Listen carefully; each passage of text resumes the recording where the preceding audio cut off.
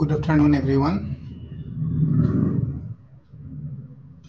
আজি আমি একাউন্টিং স্ট্যান্ডাৰ্ডৰ বিষয়ে অৰ্থাৎ হিসাবৰ মানদণ্ডৰ বিষয়ে আমি আলোচনা কৰিম। হিসাবৰ মানদণ্ড জুখিবৰ কাৰণে গোটেই ভাৰতবৰ্ষত বুলি ক'লে ভুল হ'ব, গোটেই বিশ্বতে এক হিসাব নীতি প্ৰয়োগ কৰিবৰ কাৰণে গোটেই ভাৰতবৰ্ষৰ কেইবাখনো দেশে লগ হৈ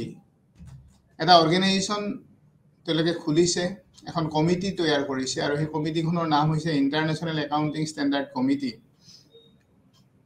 আৰু আজিকালি সেইটোৰ নাম হৈছে ইণ্টাৰনেশ্যনেল ফিনান্সিয়েল ৰিপৰ্টিং ষ্টেণ্ডাৰ্ড। গতিকে এই কমিটিখনে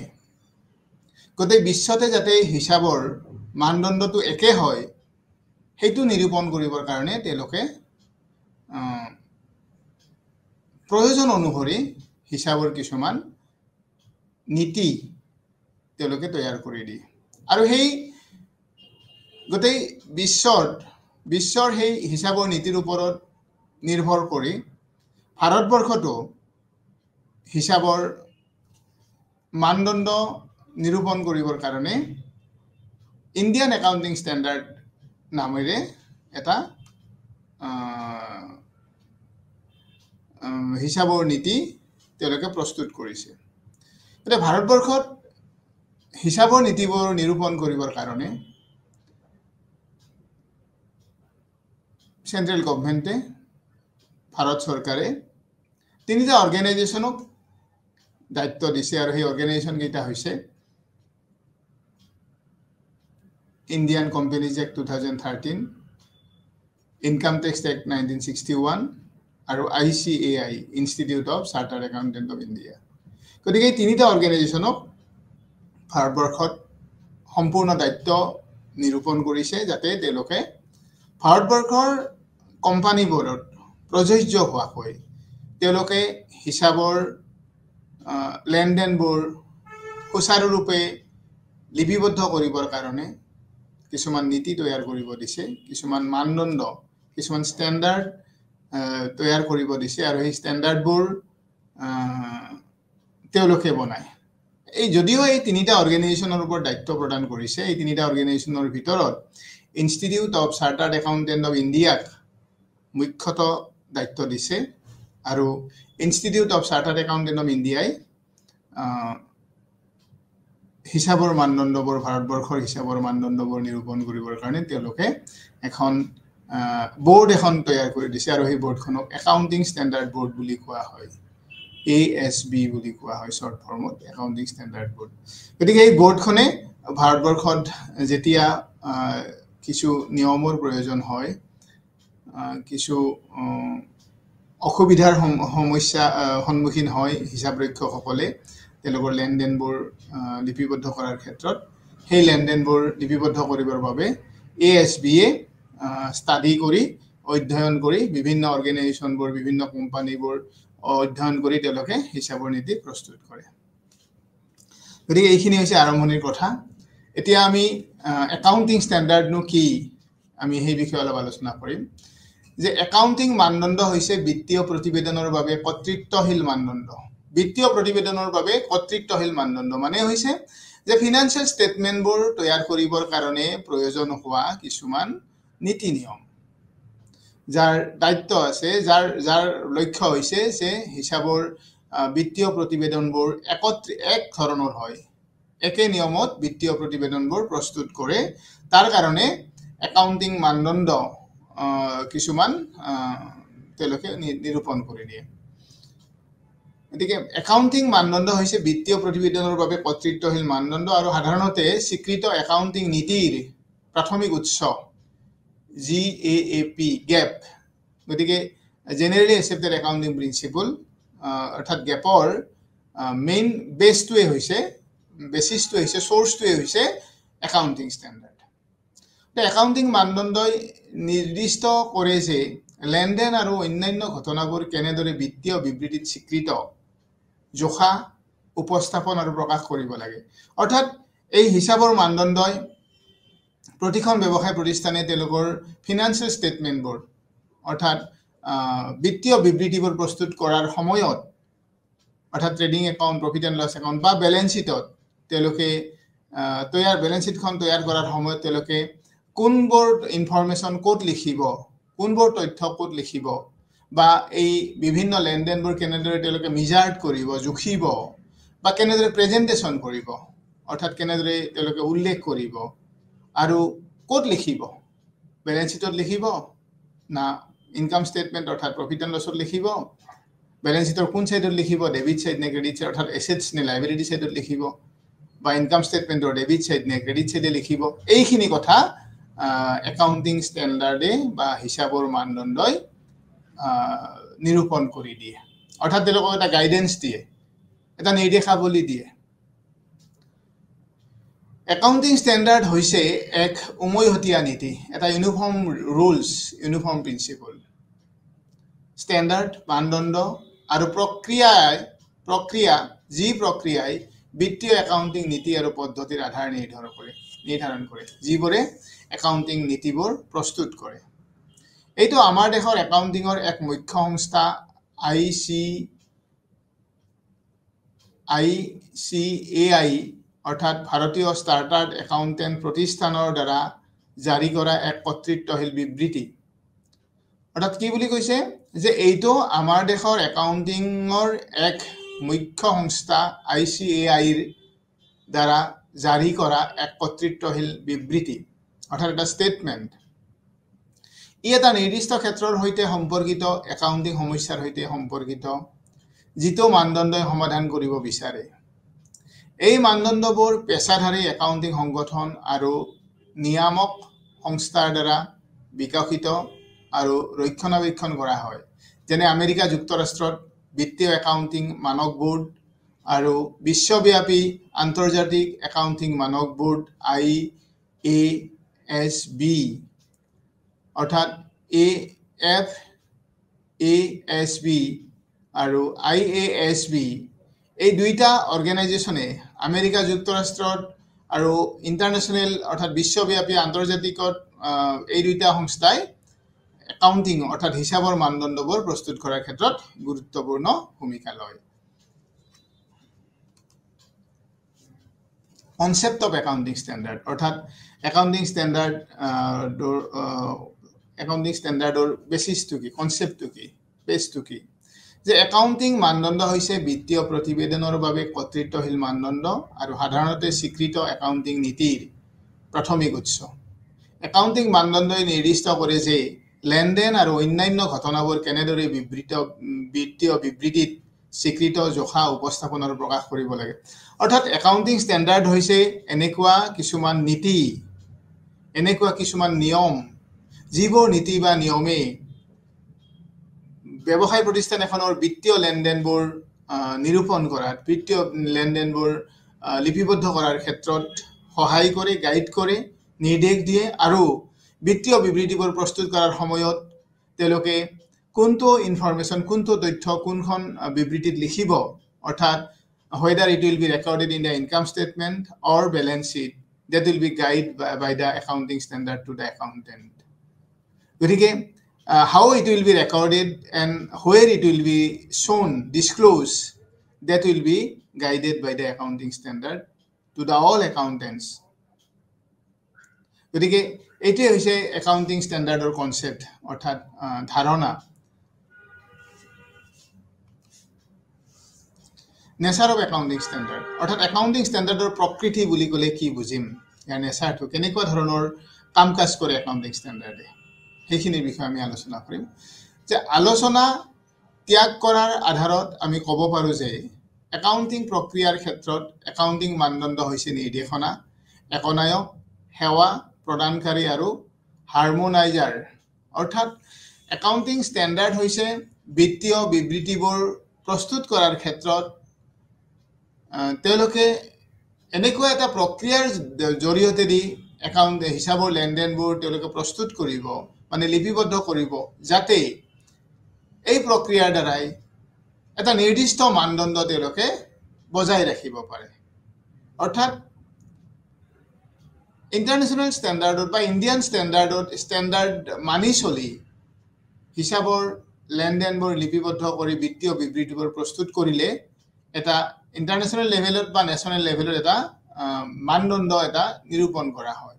এই যদি ষ্টেণ্ডাৰ্ডবোৰ প্ৰয়োগ কৰি হিচাপ কৰা হয় গতিকে সেইকাৰণে ইয়াক কৈছে কি ই এটা ডিৰেকশ্যন বুলি কৈছে নিৰ্দেশনা বুলি কৈছে গাইডলাইনছ বুলি কৈছে একনায়ক অৰ্থাৎ ইউনিফৰ্মিটি মেইনটেইন কৰে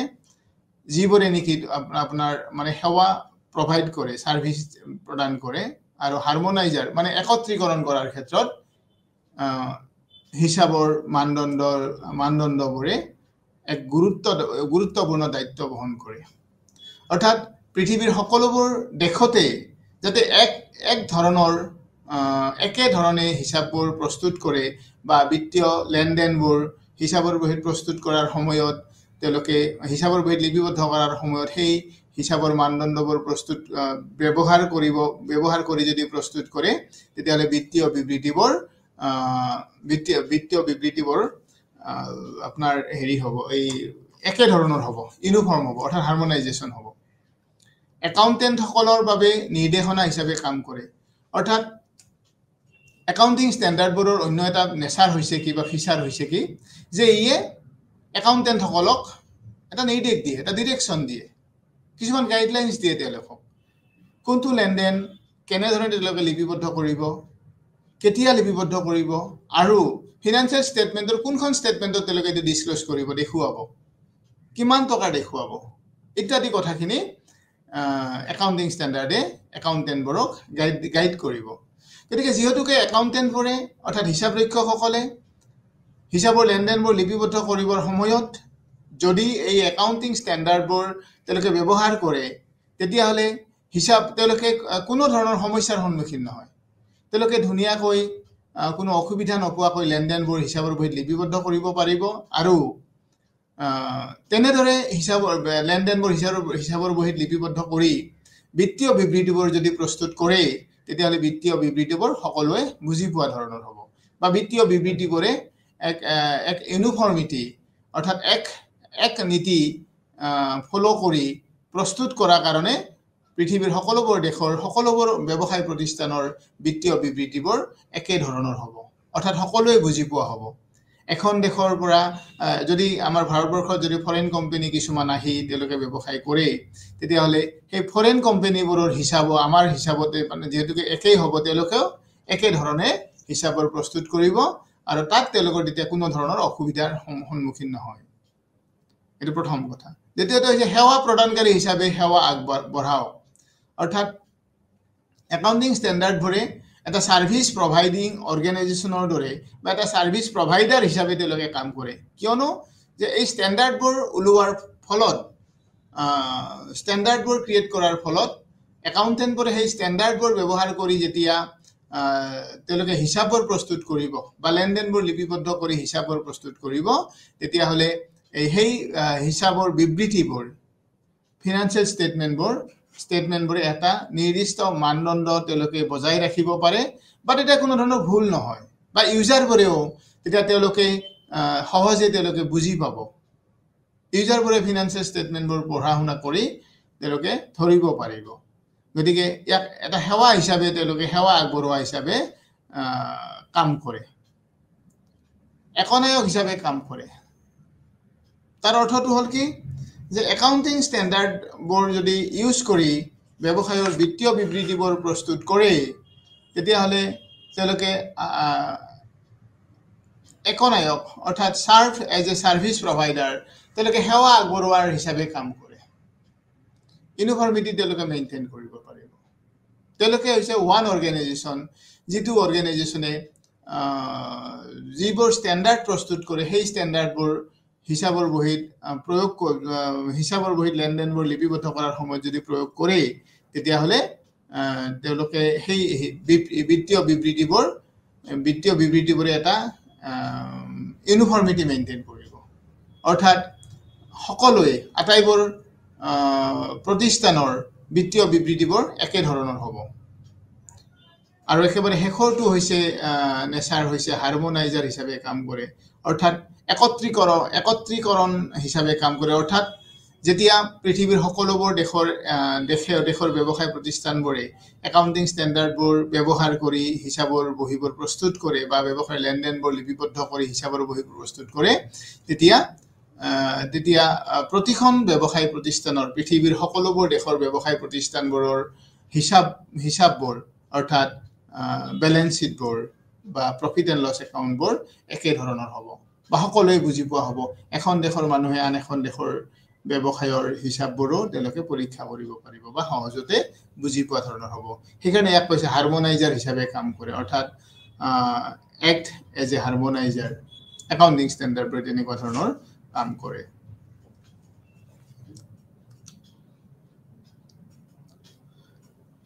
ডেফিনেশ্যন অফ একাউণ্টিং ষ্টেণ্ডাৰ্ড কোলাৰৰ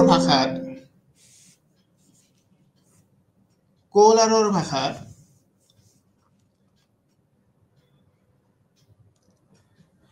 এক একাউণ্টিং মানদণ্ড হৈছে অৰ্থাৎ একৰ্ডিং টু কোলহাৰ একাউণ্টিং ষ্টেণ্ডাৰ্ড মিনছ ৰীতি-নীতি ৰুলছ ৰেগুলেশ্যন বা গাইডলাইনছ আইন ৰুলছ বা পেছাদাৰী সংস্থাৰ দ্বাৰা একাউণ্টেণ্টৰ ওপৰত আৰোপ কৰা আচৰণ বিধি বুলি বৰ্ণনা কৰিব পাৰি অৰ্থাৎ কোলহাৰে একাউণ্টিং ষ্টেণ্ডাৰ্ডৰ এটা ডেফিনেশ্যন আগবঢ়াইছে আৰু সেই ডেফিনেশ্যন মতে সেই সূত্ৰ মতে হ'ল যে হিচাপৰ মানদণ্ড হৈছে বা একাউণ্টিঙৰ মানদণ্ডক ৰীতি-নীতি বুলি কোৱা হৈছে আইন বা পেছাদাৰী সংস্থাৰ দ্বাৰা একাউণ্টেণ্টৰ ওপৰত আৰোপ কৰা আচৰণ বিধি অৰ্থাৎ কিছু আইনৰ দ্বাৰাই বা কিছু প্ৰফেশ্যনেল অৰ্গেনাইজেশ্যনৰ দ্বাৰাই তৈয়াৰ কৰা কিছুমান নীতি নিয়ম বুলি কৈছে কোলহাৰে কৈছে যে ব্যৱসায় প্ৰতিষ্ঠানবোৰত ব্যৱহাৰ কৰিবৰ কাৰণে একাউণ্টেণ্টবোৰে তেওঁলোকৰ লেনদেনবোৰ লিপিবদ্ধ কৰাৰ সময়ত ব্যৱহাৰ কৰিব পৰা এক ৰীতি-নীতি বা এক আইন যিবোৰ একাউণ্টেণ্টবোৰে তেওঁলোকৰ লেনদেনবোৰ লিপিবদ্ধ কৰা বা বিত্তীয় বিবৃতিবোৰ প্ৰস্তুত কৰাৰ সময়ত তেওঁলোকে সেইবোৰ ব্যৱহাৰ কৰিব পাৰে তাকেই কোলহাৰে একাউণ্টিং ষ্টেণ্ডাৰ্ড বুলি কৈছে সেয়েহে একাউণ্টিং মানদণ্ড হৈছে এক মানক নিৰ্দেশনামূলক নীতি যি বিত্তীয় একাউণ্টিঙৰ নীতি আৰু পদ্ধতি নিৰ্ধাৰণ কৰে একাউণ্টিং মানদণ্ডই কেৱল বিত্তীয় প্ৰতিবেদনৰ স্বচ্ছতা উন্নত নকৰে কিন্তু লগতে বিত্তীয় দায়বদ্ধতাও সহজ কৰে একাউণ্টিং মানদণ্ড এটা কোম্পানীৰ বিত্তীয় প্ৰতিবেদনৰ বাবে প্ৰাসংগিক একাউণ্টিং মানদণ্ডৰ কিছুমান সচৰাচৰ উদাহৰণ হৈছে খণ্ড প্ৰতিবেদন সদিচ্ছা একাউণ্টিং মূল্য হ্ৰাসৰ বাবে এক অনুমতিযোগ্য পদ্ধতি ব্যৱসায়িক সংমিশ্ৰণ লিজ শ্ৰেণী বিভাজন বকেয়া অংশৰ এক পৰিমাপ আৰু ৰাজহ চিনাক্তকৰণ গতিকে হিচাপৰ মানদণ্ড হৈছে এনেকুৱা এটা ৰীতি-নীতি বা এনেকুৱা এটা নিয়ম যিবোৰ নিয়মৰ দ্বাৰা ব্যৱসায় প্ৰতিষ্ঠানৰ হিচাপৰক্ষকসকলক একাউণ্টেণ্টবোৰক এটা নিৰ্দেশনা জাৰি কৰে কিছুমান নিৰ্দেশনা দিয়ে যিবোৰ নিৰ্দেশনাৰ ফলত বা পদ্ধতি প্ৰয়োগ কৰাৰ ফলত হিচাপৰক্ষকবোৰে যিবোৰ হিচাপ প্ৰস্তুত কৰিব সেই হিচাপবোৰে এক নিৰ্দিষ্ট মানদণ্ড বজাই ৰাখিবলৈ সক্ষম হয় যদি তেওঁলোকে হিচাপৰ লেনদেনবোৰ লিপিবদ্ধ কৰাৰ সময়ত বা বিত্তীয় বিবৃতিবোৰ প্ৰস্তুত কৰাৰ সময়ত তেওঁলোকে একাউণ্টিং ষ্টেণ্ডাৰ্ডবোৰ প্ৰয়োগ নকৰে তেতিয়া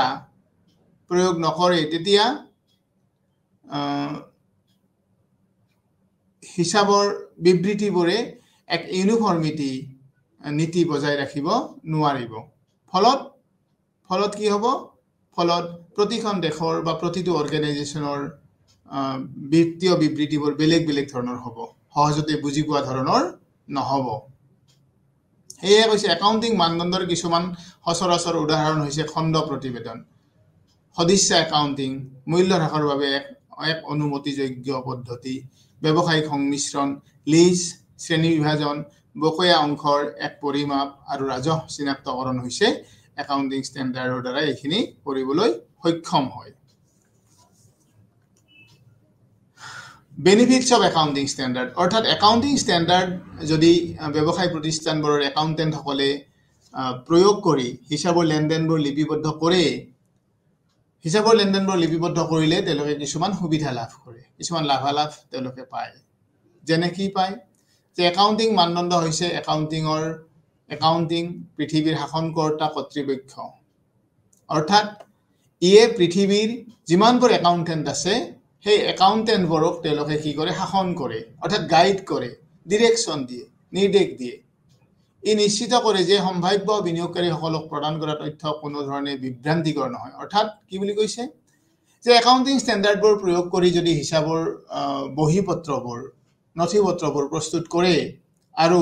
বিত্তীয় বিবৃতিবোৰ তৈয়াৰ কৰে তেতিয়াহ'লে বিনিয়োগকাৰীসকলক কোনো ধৰণৰ বিভ্ৰান্তিৰ সৃষ্টি নকৰে অৰ্থাৎ বিনিয়োগকাৰীসকলে নিশ্চিত হ'ব পাৰে যে তেওঁলোকে এই ব্যৱসায়ীখনৰ এটা প্ৰকৃত স্বৰূপ তেওঁলোকে জানিব পাৰে যদি ধৰা লাভৰ উপাৰ্জনৰ হাৰ কোনখন অৰ্গেনাইজেশ্যন কোনখন প্ৰতিষ্ঠানৰ ভাল বা কোনখন প্ৰতিষ্ঠানৰ ভাল নহয় সেইখিনি বিত্তীয় বিবৃতিবোৰ চাইয়ে তেওঁলোকে নিৰূপণ কৰিব পাৰিব তেওঁলোকে এনেকুৱা ধৰণৰ সন্দেহাতীত হ'ব নালাগিব বা নালাগে যে এইখনত যদিও লাভ বেছিকৈ দেখুওৱা আছে বা প্ৰতি বছৰে লাভৰ অংশ তেওঁলোকে বেছিকৈ প্ৰদান কৰে আচলতে ব্যৱসায় প্ৰতিষ্ঠানখনে আচলতে তেওঁলোকে ইমান লাভ প্ৰকৃততে পায় নে নাপায় এনেকুৱা ধৰণৰ তেওঁলোকৰ বিভ্ৰান্তি কেতিয়া হ'ব নালাগে একাউণ্টিং ষ্টেণ্ডাৰ্ড প্ৰয়োগ কৰি যেতিয়া লেনদেনবোৰ লিপিবদ্ধ কৰি হিচাপৰ বহীবোৰ প্ৰস্তুত কৰিব বা বিত্তীয় বিবৃতিবোৰ প্ৰস্তুত কৰিব তেতিয়া বিনিয়োগকাৰীসকলে নিশ্চিত হ'ব পাৰিব যে ইয়াত বিত্তীয় বিবৃতিবোৰত যি দেখুৱাইছে অৰ্থাৎ ইনকাম ষ্টেটমেণ্টখনত যিখিনি লাভ বা লোকচান দেখুৱাইছে বা বেলেন্স শ্বীটত যিখিনি এছেটছ লাইবিলিটি বা কেপিটেলৰ ইনফৰমেশ্যন দিয়া আছে সেইখিনি 100% শুদ্ধ তেওঁলোকে কোনো ধৰণৰ বিভ্ৰান্তি হ'ব নালাগে গতিকে এতিয়া আমি এই একাউণ্টিং ষ্টেণ্ডাৰ্ডৰ লাভালাভবোৰ অৰ্থাৎ বেনিফিটবোৰনো কি সেইবোৰ আমি এটা এটাকে পঢ়ি চাওঁ একাউণ্টিঙত একতা প্ৰাপ্ত কৰে অৰ্থাৎ একাউণ্টিঙে যদি একাউণ্টিং ষ্টেণ্ডাৰ্ডবোৰ প্ৰয়োগ কৰি হিচাপৰ বহীবোৰ প্ৰস্তুত কৰে তেতিয়াহ'লে প্ৰতিখন ব্যৱসায় প্ৰতিষ্ঠানৰ ভাৰতবৰ্ষৰ বা পৃথিৱীৰ প্ৰতিখন ব্যৱসায়ৰ বিত্তীয় বিবৃতিবোৰে কি কৰিব একতা প্ৰাপ্ত কৰে অৰ্থাৎ ইউনিফৰ্মিটি তেওঁলোকে মেইনটেইন কৰিব ইউনিফৰ্মিটি মেইনটেইন কৰাৰ ফলত পৃথিৱীৰ যিকোনো ব্যৱসায় প্ৰতিষ্ঠানৰ এখন বিত্তীয় বিবৃতি যিকোনো এজন মানুহে যিকোনো এঠাইৰ যিকোনো এখন দেশৰ মানুহে পৃথিৱীৰ আটাইবোৰ দেশৰ বিত্তীয় বিবৃতিবোৰ চালে তেওঁ বুজি পাব কাৰণ কিয়নো যে একতা নীতি তেওঁলোকে মানি চলি একতা নীতি প্ৰয়োগ কৰি তেওঁলোকে বিত্তীয় বিবৃতিবোৰ প্ৰস্তুত কৰিছে আৰু সেয়েহে সেইকাৰণে হিচাপৰ বিত্তীয় বিবৃতিবোৰে যিখিনি তাত ইনফৰমেশ্যন উল্লেখ কৰা থাকিব সেই ইনফৰমেশ্যনখিনি 100% শুদ্ধ বুলি প্ৰমাণিত হ'ব বিত্তীয় বিবৃতিৰ নিৰ্ভৰযোগ্যতা উন্নত কৰে অৰ্থাৎ কি কৰে নিৰ্ভৰযোগ্যতা মানে বেছটো তেওঁলোকে নিৰ্ভৰ কৰিব উন্নত কৰে অৰ্থাৎ বিত্তীয় বিবৃতিৰ নিৰ্ভৰযোগ্যতা উন্নত অৰ্থাৎ বিত্তীয় বিবৃতিবোৰ যে একুৰেট যে শুদ্ধ সেইটো তেওঁলোকে বিশ্বাস কৰিব পাৰে যদি কোনোবা এখন ব্যৱসায়ত তেওঁলোকৰ ইনকাম ষ্টেটমেণ্টখনৰ মানে লছ হৈছে যে সাফাৰ্ড লছেছ অৰ্থাৎ গ্ৰছ নেট লছ হৈছে বা এছেটছ আৰু লাইবিলিটি যিখিনি ইনফৰমেশ্যন বেলেন্স শ্বীটত উল্লেখ কৰিব সেই গোটেইখিনি 100% শুদ্ধ বুলি তেওঁ কি কৰিব পাৰিব নিৰ্ভৰযোগ্যতা কৰিব পাৰিব অৰ্থাৎ তেওঁ বিশ্বাসিত তেওঁ উদ্ভাসিত হ'ব পাৰিব তেওঁ বিশ্বাস কৰিব পাৰিব যে বিত্তীয় বিবৃতিবোৰ 100% শুদ্ধ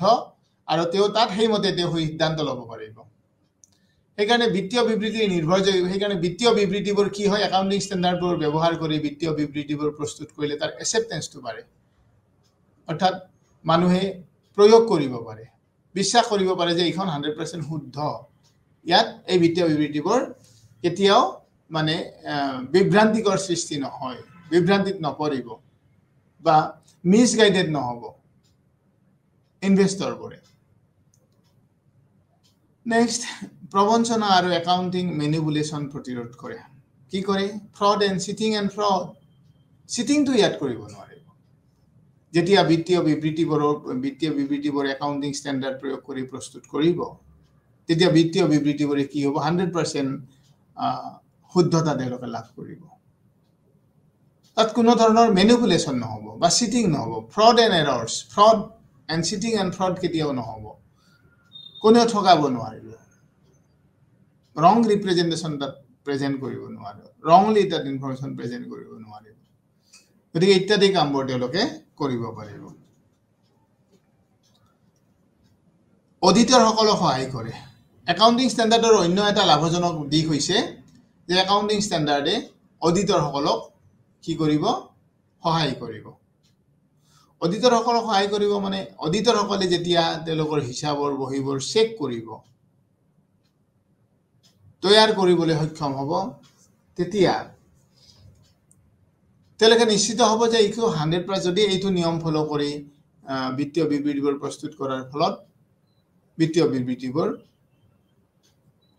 মানে শুদ্ধ ফলাফল নিৰ্ধাৰণ কৰিছে অৰ্থাৎ যিটো তাত দেখুওৱা আছে শ্ব' কৰা আছে সেইখিনি একুৰেট 100% কাৰেক্ট ইনফৰমেশ্যন গতিকে অডিটৰসকলকো সহায় কৰে তেওঁলোকে অডিট চেক কৰাৰ সময়ত তেওঁ সুধি ল'ব যে একাউণ্টেণ্টবোৰে এই একাউণ্টিং ষ্টেণ্ডাৰ্ড প্ৰয়োগ কৰি ষ্টেণ্ডাৰ্ডবোৰ মানে বিত্তীয় ষ্টেটমেণ্টবোৰ তৈয়াৰ কৰিছে নে নাই এই ইনফৰমেশ্যনখিনি তেওঁ গম পাব তাৰ ফলত কি হ'ব অডিটৰসকলে যেতিয়া নিশ্চিত হ'ব অডিটৰসকলে গাইড পাব চেক কৰাৰ অডিটৰসকলে হেল্প পাব কি কৰিব লাগিব ডিচিশ্যন লোৱাত সহজ হ'ব আৰু ইয়াৰ পিছত হৈছে তুলনাযোগ্যতা কম্পেয়াৰেবিলিটি একাউণ্টিং ষ্টেণ্ডাৰ্ড প্ৰয়োগ কৰি আটাইবোৰ লেনদেন সংঘটিত কৰাৰ কাৰণে পৃথিৱীৰ আটাইবোৰ ব্যৱসায়ৰ হিচাপ পত্ৰবোৰ অৰ্থাৎ বিত্তীয় বিবৃতিবোৰ তুলনা কৰিব পৰা যাব অৰ্থাৎ এখন দেশৰ কোনো এখন ব্যৱসায়ৰ বিত্তীয় বিবৃতিৰ লগত আন এখন দেশৰ ব্যৱসায়ৰ বিত্তীয় বিবৃতিৰ কম্পেয়াৰেবিলিটি হ'ব তুলনা হ'ব দুইখন দেশৰ বিবৃতিৰ মাজত এটা তুলনামূলক বিশ্লেষণ কৰিব পৰা যাব পৰিচালনামূলক দায়বদ্ধতা নিৰ্ধাৰণ কৰা অৰ্থাৎ responsibility of managing it is created the responsibility of managing অৰ্থাৎ পৰিচালনামূলক দায়বদ্ধতা নিৰ্ধাৰণ কৰিব পাৰিব পৰিচালনা কৰিবলৈ কিছু দায়িত্বৰ প্ৰয়োজন আছে সেই দায়িত্বখিনি সুচাৰুৰূপে পালন কৰিব পাৰিব লাগিব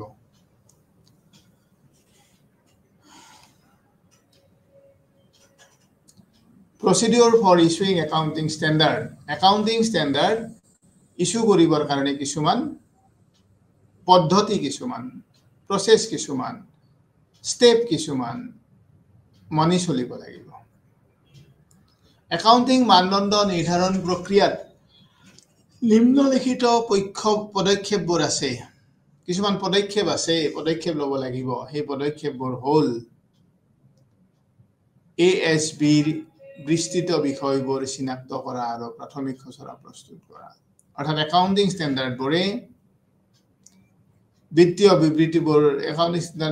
ষ্টেণ্ডাৰ্ডবোৰে যিখিনি বিত্তীয় বিবৃতি তেওঁলোকৰ প্ৰস্তুত কৰিছে বা যিখিনি গাইডলাইনছ দিছে সেই গাইডলাইনছখিনি মতে একাউন্টিং ষ্টেণ্ডাৰ্ডে ইনফৰমেশ্যনখিনি আনিব লাগিব ডোৰ টু ডোৰ ব্যৱসায় প্ৰতিষ্ঠানবোৰলৈ গৈ তেওঁ কি আনিব লাগিব যিখিনি তেওঁলোকে ডাউট পাইছে অৰ্থাৎ যিখিনি অসুবিধাৰ সন্মুখীন হৈছে যিকোনো লেনদেন লিপিবদ্ধ কৰাৰ সময়ত যিখিনি অসুবিধাৰ সন্মুখীন হৈছে এই অসুবিধাখিনি তেওঁলোকে ষ্টাডি কৰি একাউন্টিং ষ্টেণ্ডাৰ্ডবোৰে আনিব য'ত প্ৰব্লেম ক্ৰিয়েট হৈছে at the time of recording the transaction ব্যৱসায়ৰ লেনদেনবোৰ লিপিবদ্ধ কৰাৰ সময়ত যিখিনি অসুবিধাৰ সন্মুখীন হৈছে সেই অসুবিধাবোৰ ASB লৈ আহিব কালেকশ্যন কৰি আনিব তাৰপিছত প্ৰাথমিক খচৰা প্ৰস্তুত কৰিবলৈ ASBৰ দ্বাৰা অধ্যয়ন গঠন কৰিব preliminary draft To prepare the preliminary draft বা basic draft, ASB formed some units. ASB কিছুমান ইউনিট গঠন কৰি দিছে কিছুমান গ্ৰুপ গঠন কৰি দিছে আৰু সেই গ্ৰুপবোৰে যেতিয়া প্ৰ্যাকটিক্যালি ফিল্ডলৈকে যাব অৰ্থাৎ ব্যৱসায় প্ৰতিষ্ঠানবোৰলৈকে যাব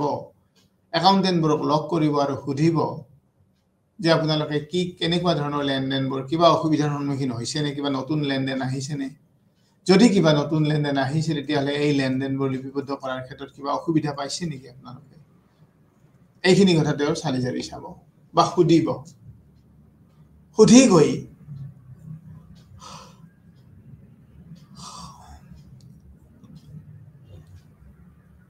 এটা ড্ৰাফট তৈয়াৰ কৰিব প্ৰাথমিক খচৰা এখন প্ৰস্তুত কৰিব আৰু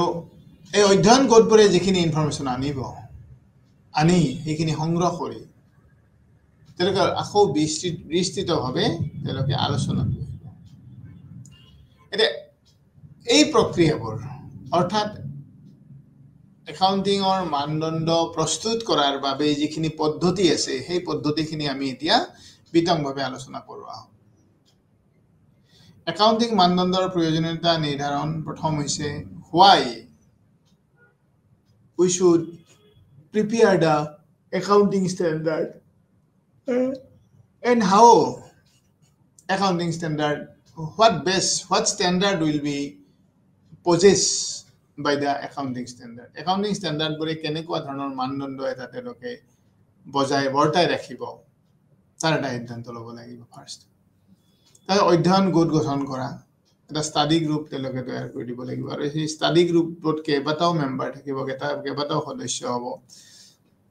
এই ষ্টাডি গ্ৰুপটো হৈছে মেইন প্ৰাথমিক তেওঁলোকৰে মেইন কাম তেওঁলোকে গৈ ফিল্ডলৈকে যাব লাগিব গৈ একাউণ্টেণ্টবোৰক লগ কৰিব লাগিব আৰু একাউণ্টেণ্টবোৰে তেওঁলোকৰ লগত আলোচনা কৰিব লাগিব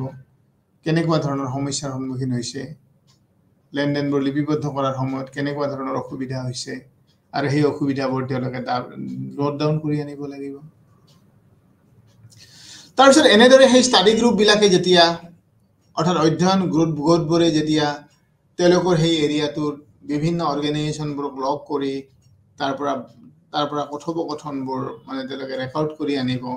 আৰু সেইবোৰ আহি পৰ্যায়ক্ৰমে বা পিছত তেওঁলোকে আলোচনা কৰি এটা গাইডলাইনছ এটা বনাই দিয়ে এটা ৰুল এটা বনাই দিয়ে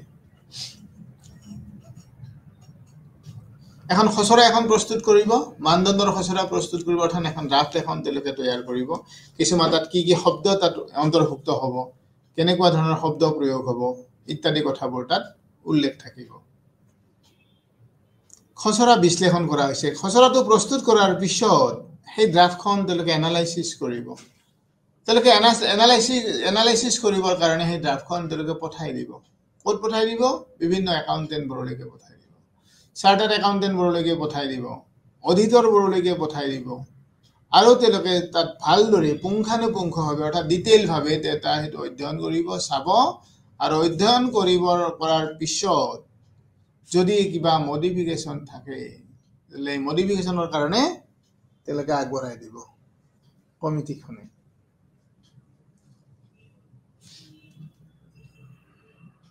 তাৰপিছত খচৰা প্ৰচলন খচৰাখন এনালাইচিছ কৰিব বিশ্লেষণ কৰিব কেনেদৰে খচৰাখন প্ৰস্তুত কৰিছে সেইখিনি তেওঁলোকে বিশ্লেষণ কৰিব এনালাইচিছ কৰিব অৰ্থাৎ তাত ব্যৱহাৰ কৰা ৱৰ্ডবোৰ ঠিকে আছেনে চেণ্টেন্সবোৰ ঠিকে আছেনে বুজি পোৱা ধৰণৰ হ'বনে বা ষ্টেণ্ডাৰ্ডটো পঢ়ি একাউণ্টেণ্টবোৰে বুজি পাবনে ৰুলটো বুজি পাবনে এনেকুৱা ধৰণৰ কিছুমান তেওঁলোকে এনালাইচিছ কৰিব বিশ্লেষণ কৰিব তাৰপিছত হৈছে খচৰা প্ৰচলন কৰা তেওঁলোকে তাৰপিছত প্ৰচলন কৰিবৰ কাৰণে কোম্পানীবোৰলৈকে ইণ্ডাষ্ট্ৰীবোৰলৈকে পঠাই দিয়ে তাত জোন আছে মানে কিছুমান জোনত বিভক্ত কৰা হৈছে যে এখন ষ্টেটত 5টা জোন কৰি দিছে 5টা জোনত ধৰা এটা নিৰ্দিষ্ট এৰিয়াই এটা জোনকে কভাৰ কৰিব কালেকশ্যন কৰিব এনেদৰে তেওঁলোকে সাজু হৈছে আলোচনা কৰা আৰু এক্সপ'জাৰ ড্ৰাফ্ট চূড়ান্ত কৰা আচ্ছা খচৰাখন প্ৰস্তুত কৰাৰ পিছত খচৰাখনটো তেওঁলোকে পঠাই দিব কালৈকে পঠাই দিব ইণ্টাৰেষ্টেড পাৰ্টিলৈকে যেনে কোম্পানী এফেয়াৰ্ছ ICAI এনেকুৱা বিভিন্ন ধৰা মানে কোম্পানীবোৰত প্ৰাইভেট কোম্পানীবোৰ বা পাব্লিক কোম্পানীবোৰ যিবোৰ উন্নত ধৰণৰ কোম্পানী আছে ব্যৱসায় প্ৰতিষ্ঠান আছে বা ফাইনেন্স কমিশ্যনাৰো থাকিব পাৰে বা ফাইনেন্স মিনিষ্টাৰো থাকিব পাৰে এনেকুৱা ধৰণৰ হেৰিলৈকে খচৰাবোৰ পঠাই দিব আৰু তেওঁলোকে বৃহৎভাৱে খচৰা এনালাইচিছ কৰিব আৰু তাৰপিছত খচৰা প্ৰচলন তাৰপিছত কি কৰিব হৈ গ'ল খচৰা একচেপ্ট কৰিলে একাউণ্টিং ষ্টেণ্ডাৰ্ড বৰ্ডৰ জেনেৰেল মিটিঙত সেইটো একচেপ্ট হ'ল যে এইবাৰ 3 লাখ টকা গ'ল বা 5 লাখ টকা গ'ল তাৰপিছত সেই খচৰাটো সেই ড্ৰাফ্টটো কি কৰিব লাগিব প্ৰচলন কৰিব লাগিব মানে ইউজ কৰিব লাগিব যাতে কোনো ধৰণৰ অসুবিধা নহয় সেইবোৰ এপ্লাই কৰিবৰ কাৰণে অৰ্গেনাইজেশ্যনবিলাকলৈকে চাৰ্কুলাৰ যাব আলোচনা কৰা আৰু এক্সপ'জাৰ ড্ৰাফ্ট চূড়ান্ত কৰা আৰু ফাইনেলাইজেশ্যন হ'ব এইখিনি কৰাৰ পিছত এক্সপ'জাৰ ড্ৰাফ্টৰ প্ৰচলন তাৰপিছত সেইখিনি ইমপ্লিমেণ্ট কৰিব লাগিব ইউজ কৰিব লাগিব এপ্লাই কৰিব লাগিব সেইখিনি চলাব লাগিব প্ৰেক্টিকেলি একাউণ্টেণ্ট বোৰলৈকে পঠাই দিব তেওঁলোকে হিচাপৰ বহীবোৰ প্ৰস্তুত কৰাৰ সময়ত লেনদেনবোৰ লিপিবদ্ধ কৰাৰ সময়ত সেই নিয়মবোৰ তেওঁলোকে চাব প্ৰয়োগ কৰিব যিবোৰ নিয়ম আগতে প্ৰস্তুত কৰাৰ সময়ত অসুবিধাৰ সন্মুখীন হৈছিল সেই নিয়মবোৰ তেওঁলোকে আকৌ চাব লাগিব চাই প্ৰস্তুত কৰিব লাগিব এইবাৰ এক্সপ'জাৰ ড্ৰাফ্ট চূড়ান্ত কৰা তাৰপিছত ফাইনেলাইজ কৰিব লাগিব যে এইখনে সেইখন ড্ৰাফ্ট যিখন ড্ৰাফ্ট সকলোৱে এতিয়া প্ৰয়োগ কৰিব পাৰিব এপ্লাই কৰিব পাৰিব প্ৰেক্টিকেল ফিল্ডত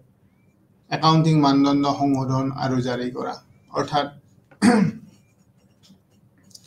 একাউণ্টিং ষ্টেণ্ডাৰ্ডবোৰ এপ্লাই কৰি প্ৰয়োগ কৰি লেনদেন একাউণ্টছবোৰ প্ৰস্তুত কৰাৰ ফলত কিবা অসুবিধাৰ সন্মুখীন হৈছে নেকি কিবা সমস্যাৰ সন্মুখীন হৈছে নেকি যদি সমস্যা পাইছে তেতিয়াহ'লে সেইবোৰ আকৌ কি কৰিব লাগিব মডিফাই কৰিব লাগিব সংশোধন কৰিব লাগিব ষ্টেণ্ডাৰ্ডবোৰ মডিফাই কৰিব লাগিব যে এনেকুৱা নহয় এই এনেকুৱা ৱৰ্ডবোৰ তেওঁলোকে ভালদৰে পুংখানুপুংখভাৱে অৰ্থাৎ ডিটেইলভাৱে তেওঁলোকে চোৱাৰ পিছত তেওঁলোকে চাব যে তাত ইউজ কৰা ৱৰ্ডবোৰ ঠিকে আছেনে চেণ্টেন্সবোৰ ঠিকে আছেনে বা কিছুমান চেণ্টেন্স সলাব পাৰি নেকি কিছুমান ৱৰ্ড চেঞ্জ কৰি দিব পাৰি নেকি যিবোৰ ৱৰ্ড বা যিবোৰ চেণ্টেন্স চেঞ্জ কৰি দিয়াৰ পিছত বিত্তীয় বিবৃতিবোৰ উন্নত হ'ব সকলোৱে একচেপ্ট কৰিব পৰা হ'ব গতিকে এই ড্ৰাফ্টখন ফাইনেলাইজ কৰাৰ পিছত তেওঁলোকে যদি কিবা এনি মডিফিকেশ্যন ইজ দিয়াৰ যদি তাত কিবা মডিফিকেশ্যন আছে যথাসম্ভৱ সেই মডিফিকেশ্যনখিনি এই ষ্টাডি গ্ৰুপটোক দি দিব ASBক দিব আৰু ASB প্ৰচেছ কৰি সেইখিনি কি কৰিব কামত লগাব ফাইনেলাইজ কৰি দিব একাউণ্টিং মানদণ্ড সংশোধন আৰু জাৰি কৰা আৰু এইবোৰৰ পিছত একাউণ্টিং মানদণ্ডবোৰ একাউণ্টিং ষ্টেণ্ডাৰ্ডবোৰ কি কৰিব সংশোধন কৰিব মডিফাই কৰিব ৰিফাইন কৰিব যাতে সেইবোৰ একচেপ্ট কৰিব পাৰি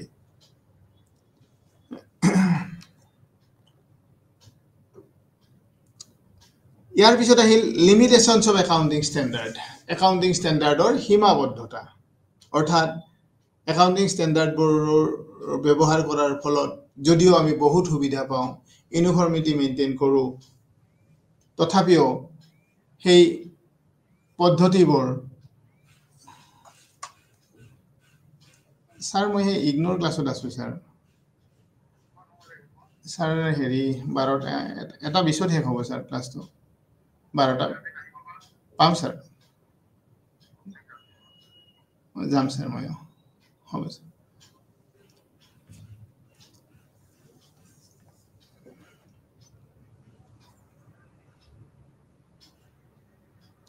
একাউণ্টিঙৰ মানদণ্ডৰ কেইটামান সীমাবদ্ধতাও আছে নিয়ন্ত্ৰক সংস্থাসমূহে এই সীমাবদ্ধতাবোৰ সীমিত কৰিবলৈ মানদণ্ডবোৰ উন্নীত কৰি থাকে বিকল্প বাছনি কৰাৰ মাজত অসুবিধা আছে অৰ্থাৎ there are numbers of standard এই ষ্টেণ্ডাৰ্ডবোৰৰ ভিতৰত কেইবাটাও ষ্টেণ্ডাৰ্ড আছে এই ষ্টেণ্ডাৰ্ডবোৰৰ ভিতৰত কিছুমান ষ্টেণ্ডাৰ্ড সিলেক্ট কৰি অৰ্থাৎ বাছনি কৰি প্ৰয়োগ কৰিব পাৰিব যাতে হিচাপবোৰ সুকলমে লিপিবদ্ধকৰণ হ'ব আৰু কিছুমান ষ্টেণ্ডাৰ্ড আছে যিবোৰ ষ্টেণ্ডাৰ্ড ব্যৱহাৰ কৰিবৰ অসুবিধা হয় গতিকে there are various alternative is there অৰ্থাৎ কেইবাটাও মানদণ্ড আছে কেইবাটাও হিচাপৰ মানদণ্ড প্ৰস্তুত কৰিছে এই হিচাপৰ মানদণ্ডবিলাকৰ ভিতৰত কোনটো সিলেক্ট কৰিব কোনটো মানদণ্ড কোনবোৰ ট্ৰানজেকচন লিপিবদ্ধ কৰাৰ ক্ষেত্ৰত প্ৰয়োগ কৰিব এইটো বাছনি কৰাৰ ক্ষেত্ৰত কিছু অসুবিধাৰ সন্মুখীন হয় কিছু সমস্যাৰ সৃষ্টি হয় গতিকে এইটো এটা লিমিটেশন বুলি কৈছে হিচাপৰ মানদণ্ডবোৰ ব্যৱহাৰ কৰাৰ ক্ষেত্ৰত যেহেতুকে কেইবাটাও মানদণ্ড এতিয়ালৈকে চলি আছে কোনটো মানদণ্ড ইউজ কৰিব ব্যৱহাৰ কৰিব একাউণ্টেণ্টবোৰে সেই মানদণ্ডটো বাছনি কৰাৰ ক্ষেত্ৰত কিছু অসুবিধাৰ সন্মুখীন হয় বা একাউণ্টেণ্টবোৰে কিছু সমস্যাৰ সৃষ্টি কৰে এই মানদণ্ডবোৰ প্ৰয়োগ কৰাৰ ক্ষেত্ৰত সীমাবদ্ধ পৰিসৰ তাৰ স্কোপটো লিমিটেড এই ষ্টেণ্ডাৰ্ডবোৰ প্ৰয়োগ কৰিলে এটা সীমিত পৰিসৰৰ ভিতৰত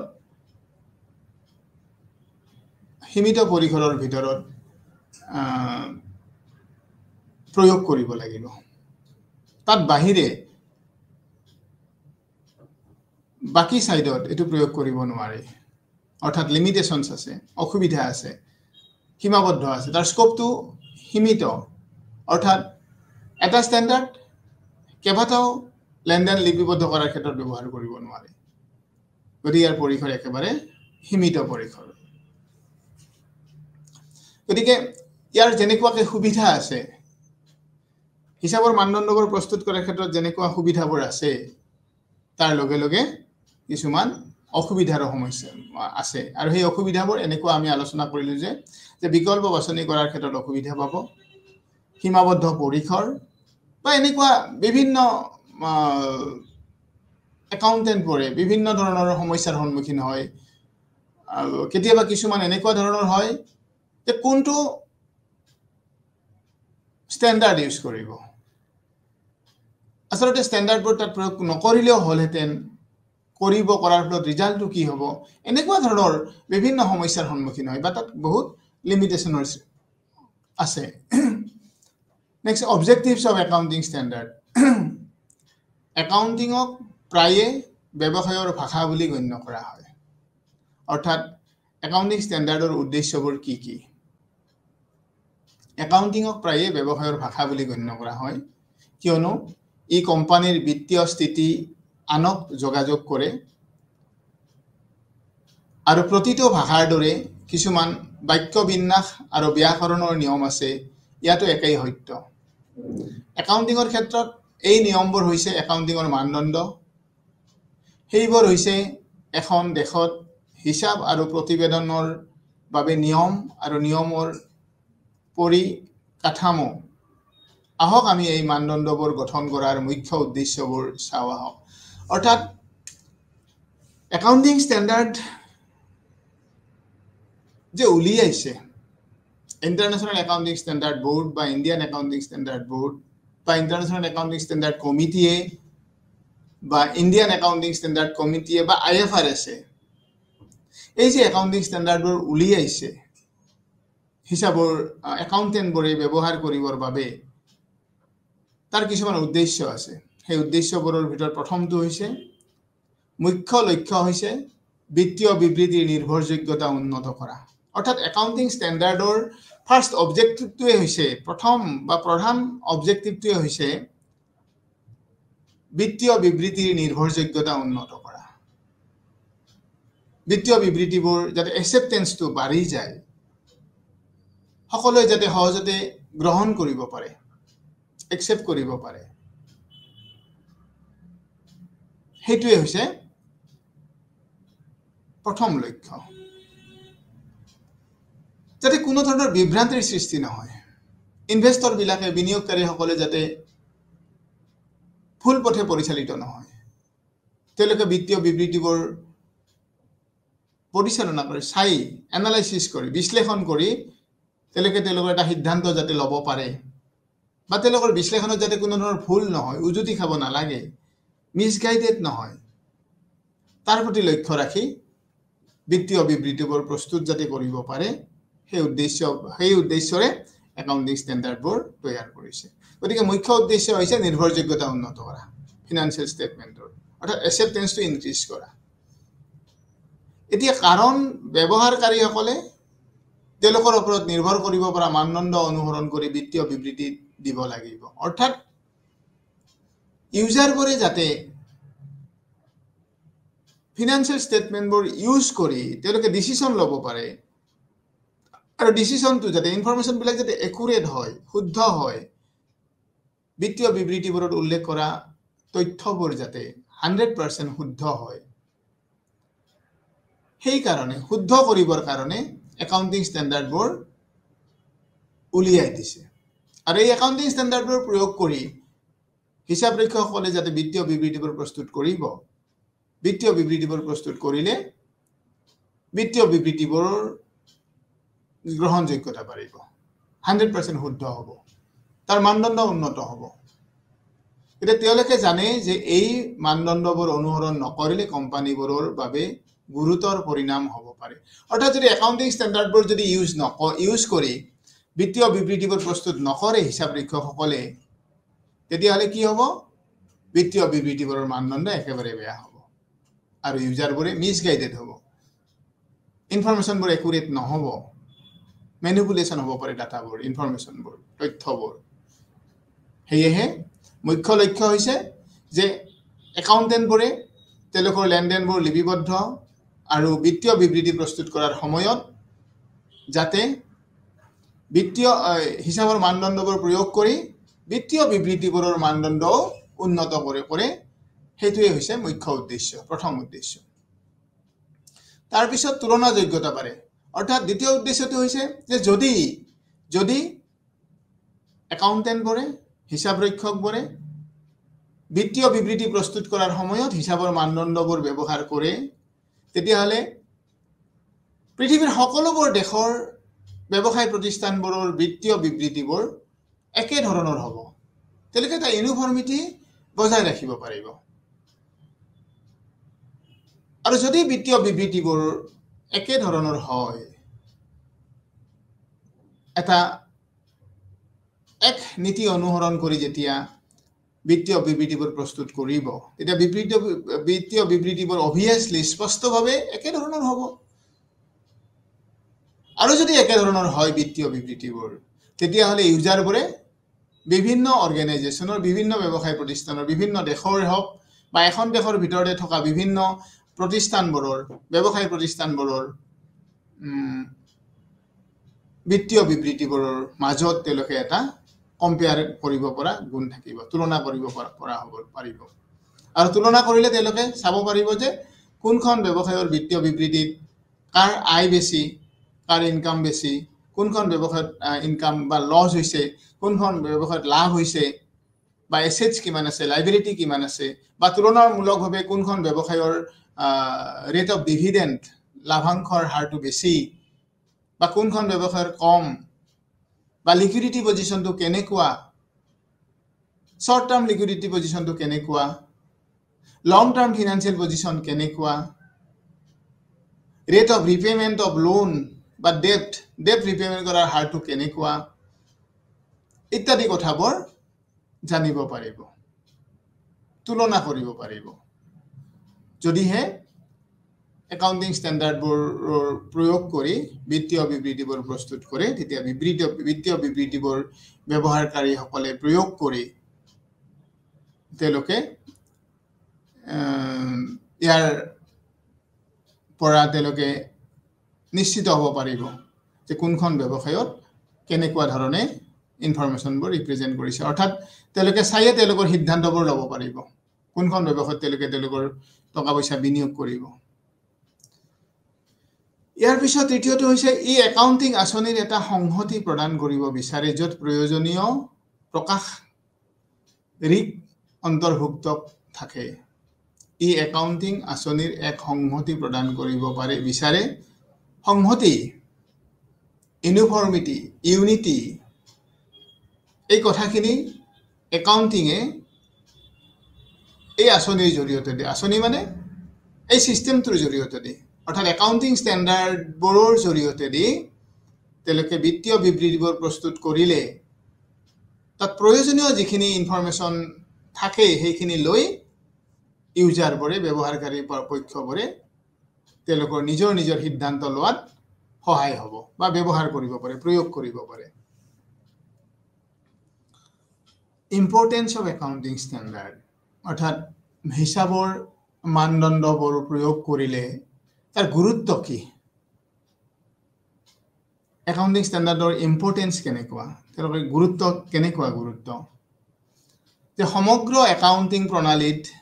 একাউণ্টিং মানদণ্ডই এক অতি দক্ষ ভূমিকা পালন কৰে সমগ্ৰ একাউণ্টিং প্ৰণালীত একাউণ্টিং মানদণ্ডই এক অতি দক্ষ ভূমিকা পালন কৰে। ইয়াৰ কিছুমান গুৰুত্বপূৰ্ণ ভূমিকা তলত আলোচনা কৰা হৈছে। সমগ্ৰ একাউণ্টিং প্ৰণালীত একাউণ্টিং মানদণ্ডই এক অতি দক্ষ ভূমিকা পালন কৰে। ইয়াৰ কিছুমান গুৰুত্বপূৰ্ণ ভূমিকা তলত আলোচনা কৰা হৈছে। একাউণ্টিং প্ৰণালীত একতা আনিছে, অৰ্থাৎ ইউনিফৰ্মিটি আনিব একাউণ্টিং চিষ্টেমটোত। বিত্তীয় বিবৃতিৰ সহজ তুলনাযোগ্য, অৰ্থাৎ সহজতে ইয়াৰ কম্পেয়াৰ কৰিব পৰা যাব। একাউণ্টিং প্ৰণালীত একাউণ্টেণ্টবোৰে হিচাপৰ বহীবোৰ প্ৰস্তুত কৰিলে অডিটৰসকলৰ সহায়ক হ'ব। একাউণ্টিং তথ্যপূৰ্ণ, সহজ আৰু সৰল হ'ব। প্ৰবঞ্চনা আৰু হেৰফেৰ পৰিহাৰ কৰিব। বিত্তীয় বিবৃতিবোৰৰ নিৰ্ভৰযোগ্যতা প্ৰদান কৰে। ব্যৱস্থাপনা প্ৰদৰ্শনৰ পৰিমাপ কৰে ইত্যাদি। অৰ্থাৎ কি গুৰুত্ব আছে যে একাউণ্টিং প্ৰণালীত একতা আনিছে, অৰ্থাৎ একাউণ্টিং চিষ্টেমটোত একাউণ্টিং ষ্টেণ্ডাৰ্ডবোৰ প্ৰয়োগ কৰি যদি হিচাপৰ বিত্তীয় বিবৃতিবোৰ প্ৰস্তুত কৰে, তেতিয়াহ'লে তাৰ এটা ইউনিফৰ্ম হ'ব। একাউণ্টিং প্ৰণালীত ইউনিফৰ্মিটিটো বাঢ়িব। অৰ্থাৎ পৃথিৱীৰ সকলোবোৰ দেশৰ একাউণ্টেণ্টে প্ৰস্তুত কৰা হিচাপৰ বিবৃতিবোৰ একে ধৰণৰ হ'ব, চিমিলাৰ হ'ব। আৰু একে ধৰণৰ হ'লে সেইবোৰ কি হ'ব? তাৰ ফলত কি হ'ব? যদি একে হয়, সহজে তুলনা কৰিব পৰা যাব। তুলনা যোগ্যতাটো তাৰ বাঢ়িব। একে ধৰণৰ হ'লেহে তুলনা কৰিব পাৰিব। যদি এক নীতি প্ৰয়োগ কৰি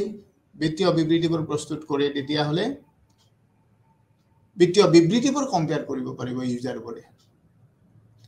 ব্যৱহাৰকাৰী পক্ষবোৰে তেওঁলোকে বিভিন্ন প্ৰতিষ্ঠানৰ বিত্তীয় বিবৃতিবোৰ সহজতে তুলনা কৰিব পাৰিব আৰু তুলনা কৰি তেওঁলোকে তেওঁলোকৰ সিদ্ধান্ত ল'ব পাৰিব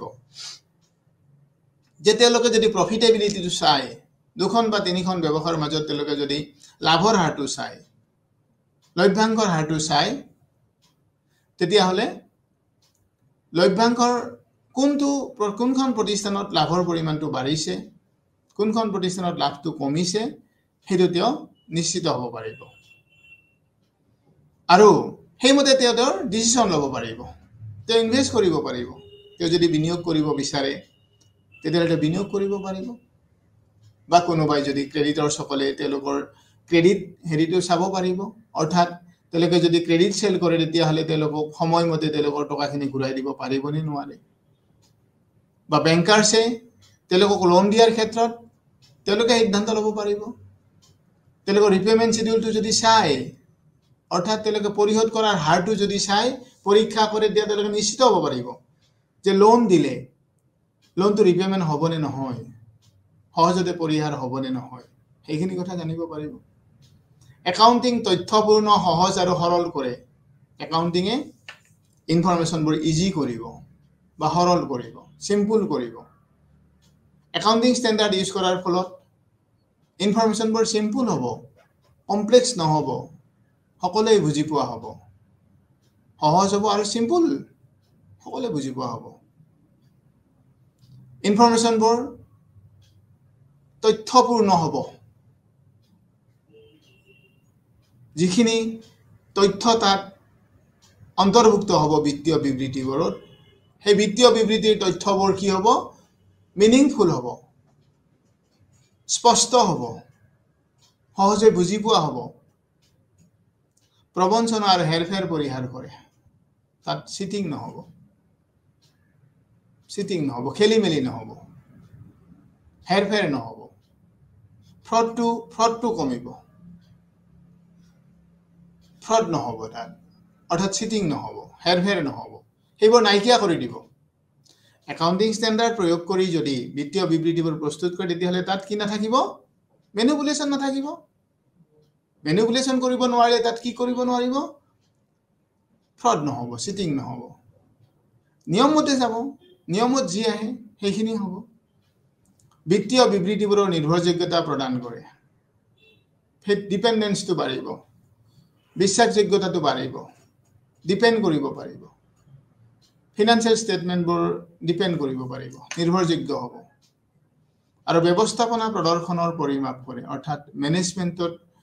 ইয়ে হেল্প কৰিব যদি বিত্তীয় বিবৃতিবোৰ প্ৰস্তুত কৰাৰ সময়ত হিচাপৰ মানদণ্ড প্ৰয়োগ কৰে তেতিয়াহ'লে বিত্তীয় বিবৃতিবোৰ একুৰেট হ'ব শুদ্ধ হ'ব 100% শুদ্ধ হ'ব আৰু 100% শুদ্ধ হ'লে সেই বিত্তীয় বিবৃতিবোৰ পৰীক্ষা নিৰীক্ষা কৰি মেনেজমেণ্টে অৰ্থাৎ ব্যৱস্থাপনাই তেওঁলোকে উপযুক্ত পৰিমাণৰ সিদ্ধান্ত ল'ব পাৰিব আৰু এই উপযুক্ত পৰিমাণৰ সিদ্ধান্ত ল'লেহে ব্যৱসায়ীখনে ভাল দিশত গতি কৰিব যদি ইনফৰমেশ্যনবোৰ ৰং হয় ভুল হয় বিত্তীয় বিবৃতিত যদি শুদ্ধ ইনফৰমেশ্যন প্ৰদৰ্শন নকৰে কেতিয়া নকৰিব যদি একাউণ্টিং ষ্টেণ্ডাৰ্ডবোৰ প্ৰয়োগ কৰি বিত্তীয় বিবৃতিবোৰ প্ৰস্তুত কৰা নহয় যদি একাউণ্টিং ষ্টেণ্ডাৰ্ডবোৰ ইউজ কৰা নহয় লেনদেনবোৰ লিপিবদ্ধ বা বিত্তীয় বিবৃতিবোৰ প্ৰস্তুত কৰাৰ সময়ত তেতিয়াহ'লে বিত্তীয় বিবৃতিবোৰ বিভ্ৰান্তি হ'ব ভুল হ'ব আৰু তেতিয়া যিখিনি ইনফৰমেশ্যন তাত ডিছক্ল'জ কৰিব সেই ইনফৰমেশ্যনখিনি কি হ'ব ৰং ইনফৰমেশ্যন হ'ব আৰু ৰং ইনফৰমেশ্যন হ'লে ডিচিশ্যন লোৱাত অসুবিধা হ'ব সমস্যাৰ সৃষ্টি হ'ব গতিকে এইখিনি হৈছে একাউণ্টিং ষ্টেণ্ডাৰ্ডৰ ইম্পৰ্টেঞ্চ গুৰুত্ব গতিকে এতিয়ালৈকে আমি বিভিন্ন ধৰণৰ মানে কেইবাটাও দিশ আজি একাউণ্টিং ষ্টেণ্ডাৰ্ডৰ ওপৰত আলোচনা কৰিলোঁ প্ৰথমতে আমি আলোচনা কৰিলোঁ আমি আৰম্ভণিৰ পৰা যাওঁ বাৰু এবাৰ চাই লওঁ কি আজি আলোচনা কৰিলোঁ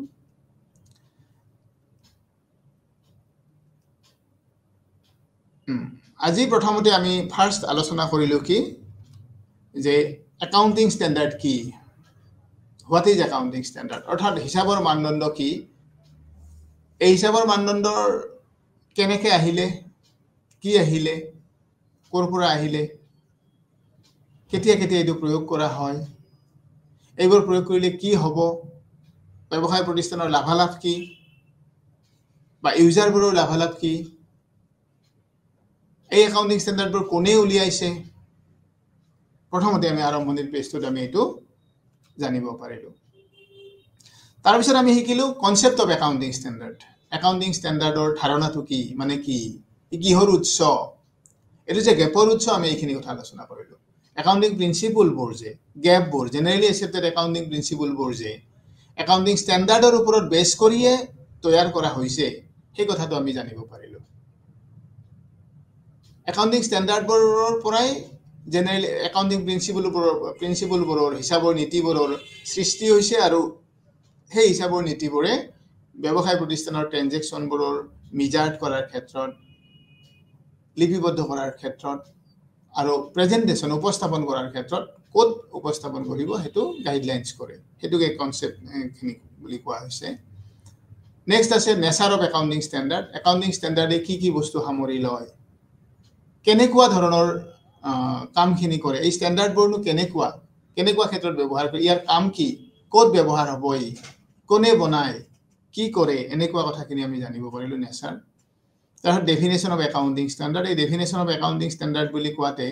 এটা একাউণ্টিঙৰ এক্সপাৰ্ট এজন নমস্য ব্যক্তি যিজন ব্যক্তিয়ে বহুতো হিচাপৰ ডেফিনেশ্যন সংজ্ঞা আগবঢ়াইছে তাৰ ভিতৰত একাউণ্টিং ষ্টেণ্ডাৰ্ডৰ সংজ্ঞাও আগবঢ়াইছে কোলাৰ বুলি তেখেতৰ এটা সংজ্ঞা আমি ইয়াত আলোচনা কৰিছোঁ আৰু তেখেতৰ সংজ্ঞাটো হৈছে যে কোলাৰৰ ভাষাত অৰ্থাৎ কোলাৰে কৈছে এক একাউণ্টিং মানদণ্ডক ৰীতি নীতি আইন বা পেছাদাৰী সংস্থাৰ দ্বাৰা একাউণ্টেণ্টৰ ওপৰত আৰোপ কৰা আচৰণবিধি বুলি বৰ্ণনা কৰিব পাৰি সেয়েহে একাউণ্টিং মানদণ্ড হৈছে এক মানক নিৰ্দেশনামূলক নীতি এই বিষয়ে আমি আলোচনা কৰিছোঁ বিশদভাৱে নেক্সট ইয়াৰ পিছত আমি আলোচনা কৰিলোঁ বেনিফিট অফ একাউণ্টিং ষ্টেণ্ডাৰ্ড অৰ্থাৎ একাউণ্টিং ষ্টেণ্ডাৰ্ড প্ৰয়োগ কৰিলে বা একাউণ্টিং ষ্টেণ্ডাৰ্ডবোৰ ব্যৱহাৰ কৰি হিচাপৰ বহীবোৰ প্ৰস্তুত কৰিলে কি লাভ হ'ব পাৰে কি সুবিধা হ'ব পাৰে সেইখিনিৰ বিষয়ে আমি আলোচনা কৰিছোঁ ইয়াত কি লাভ হ'ব পাৰে একাউণ্টিঙত একতা প্ৰাপ্ত কৰে অৰ্থাৎ ইউনিফৰ্মিটি পাব বিত্তীয় বিবৃতিৰ নিৰ্ভৰযোগ্যতাটো উন্নত কৰে প্ৰবঞ্চনা আৰু একাউণ্টিং মেনিপুলেশ্যন প্ৰতিৰোধ কৰিব পাৰে অডিটৰসকলক সহায় কৰে কম্পেয়াৰেবিলিটি বাঢ়ে তুলনাযোগ্যতাটো বাঢ়ি যায় আৰু পৰিচালনামূলক দায়বদ্ধতাটো নিৰ্ধাৰণ কৰিব এইখিনিয়ে কৈ আজি আমি এইটো আজিৰ অধ্যায়টো আলোচনা সামৰণি মাৰিলোঁ। নমস্কাৰ।